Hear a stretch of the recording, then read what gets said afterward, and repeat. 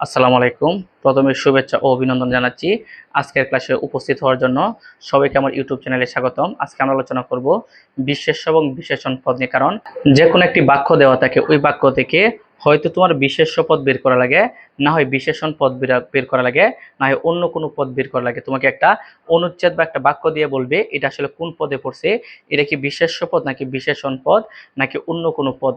আজকে আমরা দুইটা টপিক নিয়ে আলোচনা করব, একটি বিশেষ্য পদ আর একটি বিশেষণ পদ। আমি তোমাকে যেভাবে ক্লাসটি করাবো, তুমি যদি মনোযোগ দিয়ে এই ক্লাসটা করতে পারো, অবশ্যই বিশেষ্য পদ এবং বিশেষণ পদ নিয়ে আর কোনো সমস্যা থাকবে না। তুমি দেখা মাত্রই বলে দিতে পারবা কোনটি বিশেষ্য পদ এবং কোনটি বিশেষণ পদ। এবং বিশেষ্য এবং বিশেষণ চেনার জন্য আমরা আলাদা আলাদা দুইটা টেকনিক দিছি। প্রথমে আমরা দেখব বিশেষ্য পদ কাকে বলে বা বিশেষ্য পদ তুমি কিভাবে চিনবা।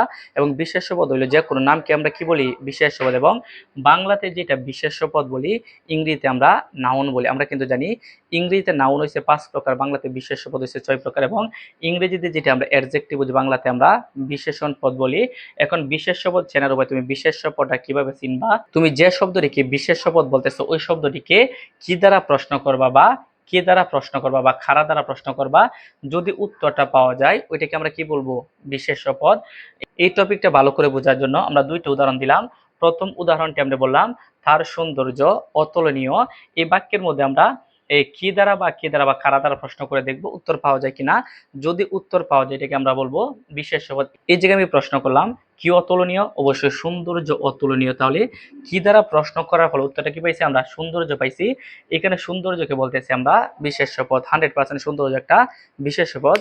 নিচে আমরা আরেকটা উদাহরণ দিছি। এই জায়গায় আমরা বললাম রবীন্দ্রনাথ বাংলাদেশের বিখ্যাত কবি। এখন আমি বললাম কে বাংলাদেশের বিখ্যাত কবি, অবশ্যই রবীন্দ্রনাথ। তাহলে কে দ্বারা প্রশ্ন করার ফলে উত্তরটা কি পাইছি আমরা, রবীন্দ্রনাথ পাইছি। যেহেতু কে দ্বারা প্রশ্ন করার ফলে উত্তরটা রবীন্দ্রনাথ পাইছি, এখানে রবীন্দ্রনাথকে বলতেছি আমরা বিশেষ্য পদ। আমি তোমাকে যেভাবে এই টেকনিকটা শিখাইছি, এরকম ডান দিক প্রশ্নগুলো যদি আসে কোনটা বিশেষ্য পদ কোনটা বিশেষণ পদ, তুমি শুধুমাত্র আমার টেকনিকটা ফলো করবা।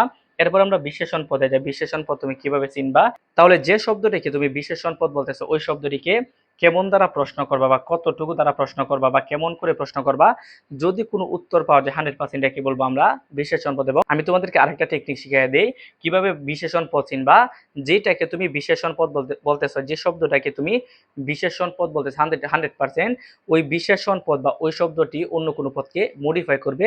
যদি মডিফাই করে তাহলে 100% বিশেষণ পদ, আর মডিফাই না করলে বিশেষ্য পদ। এইভাবে কিন্তু বিশেষ এবং বিশেষণ এই ডান দিক প্রশ্নগুলো সলভ করতে পারবা। আমরা নিচে উদাহরণ দিলাম কয়েকটা। আচ্ছা, প্রথম উদাহরণটা হলো সুন্দরী মেয়ে। এই জায়গায় আমি প্রশ্ন করলাম কেমন মেয়ে, অবশ্যই সুন্দরী মেয়ে। তাহলে কেমন দ্বারা প্রশ্ন করার পর উত্তরটা কি পাইছি আমরা, সুন্দরী পাইছি। এখানে সুন্দরীকে বলতেছি আমরা বিশেষণ পদ। এরপরে এখন আমি বললাম আধা কেজি চাল। তাহলে এই জায়গায় আমি প্রশ্ন করলাম যে কতটুকু চাল, অবশ্যই আধা কেজি চাল। তাহলে কতটুকু দ্বারা প্রশ্ন করার ফলে উত্তর কি পাইছি আমরা, আধা কেজি পাইছি। তাহলে এই আধা কেজি কাকে মডিফাই করছে, চিনিকে মডিফাই করছে। এই সুন্দরী কাকে মডিফাই করছে, মেয়েকে মডিফাই করছে। এখানে দুইটাকে বলতেছি আমরা বিশেষণ পদ, যেহেতু এই পদগুলো অন্য পদকে মডিফাই করছে। আর এই জায়গায় সৌন্দর্য কাউকে মডিফাই করছে না, এখানে সৌন্দর্যকে বলতেছি আমরা বিশেষ্য পদ। এই রবীন্দ্রনাথ কাউকে মডিফাই করছে না, কারণ রবীন্দ্রনাথ বলতে একটা নাম বুঝি, সৌন্দর্য বলতে একটা নাম বুঝি। তাহলে যে কোনো নাম কি বলবো আমরা, বিশেষ্য পদ। এবং যেইটা বিশেষণ পদ 100% এই পদটা অন্য পদকে মডিফাই করবে।